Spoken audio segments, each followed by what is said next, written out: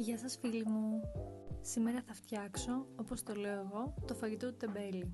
Δηλαδή ένα πολύ νόστιμο, αλλά και πάρα πολύ εύκολο και γρήγορο φαγητό. Το ένα και μοναδικό πράγμα που έχουμε να κόψουμε είναι το κρεμμύδι, το οποίο το κάνω κυβάκια. Έπειτα σε ζεστή εστία θα ρίξω λίγο λάδι και αφού κάψει θα βάλω μέσα το κρεμμύδι για να το σοτάρω. Μέχρι το κρεμμύδι να πάρει ένα χρυσαφένιο χρώμα, βάζω σε ένα πιάτο μία μερίδα κατεψυγμένα φασολάκια, τα οποία θα βάλω μετά στην κατσαρόλα και θα τα σοτάρω και αυτά λίγο. Έπειτα θα βάλω κρέμα μπαλσάμικο γιατί δίνει πολύ ωραίο άρωμα και γεύση κατά τη δική μου γνώμη και αφού τα ανακατέψω καλά θα σβήσω με λίγο νερό.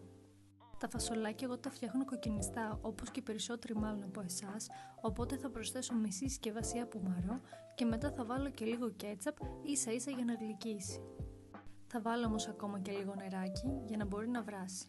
Προφανώς δεν μπορούμε να παραλείψουμε το αλάτι αλλά και το πιπέρι.